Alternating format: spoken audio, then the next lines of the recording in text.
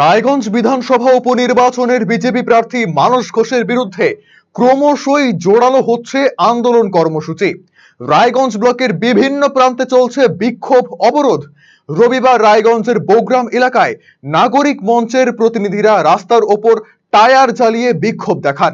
মানস ঘোষের বিরুদ্ধে এদিন তীব্র সুর চড়ান তারা।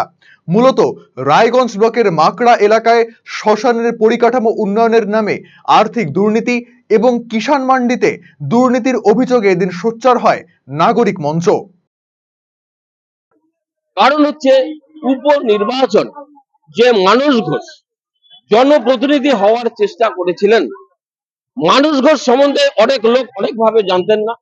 মাকড়াবাড়ির যে শ্মশান ঘাটের পালপাড়ার 21-22 বর্ষের যে টাকা এসেছিল, উনি নিজে নারকেল ফাটিয়ে ওখানে উদ্বোধন করেছিলেন। সেই টাকার একটা ইটও ওইখানে পড়েনি। সেই কারণে মানুষ, সব জায়গার মানুষ ওনাকে প্রত্যাখ্যান করেছে। উনি তখন দল একের পর এক দল বদলে ওখানকার টাকা ফাঁক করে এলো তৃণমূল কংগ্রেসে। তৃণমূলের কিষাণ মান্ডির টাকা, তৃণমূলের পঞ্চায়েত সমিতির টাকা, টোটাল টাকা ভাগ করে যখন দেখলো আর খাওয়ার কোনো জায়গা নেই, উনি বিজেপিতে আসলেন।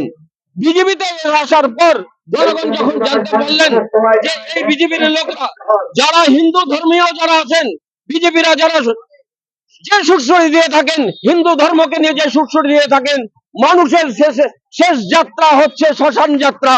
যে শ্মশান যাত্রায় মানুষ শেষ নিঃশ্বাস ত্যাগ করে উনার দেহটা ওইখানে জলস্তর করা হয়, উনাকে দাহ করা হয়। তারই প্রতিবাদে বিক্ষোভ। সেই টাকাটা অব্দি উনি খেয়ে নিয়েছেন। তারা নাকি এখনকার কর্মসূচি আমরা এখানে টায়ার জ্বালিয়ে বিক্ষোভ করলাম জনগণকে জানানোর জন্য। জনগণ তার বিচার করবে, তার কারণে উনার কারণে এই বিক্ষোভ। উনার দুর্নীতির বিরুদ্ধে, উনার দুর্নীতিকে মানুষের কাছে তুলে ধরার জন্য মানুষ, এখানকার জনগণ, মানুষ সোচ্চার হয়েছেন। দলের কোনো ব্যাপার নাই, জনগণের ব্যাপার। এখানে জনগণ সবাই মিলে একত্রিত হয়েছে, এখানে কোনো দলের কোনো ব্যাপার নেই।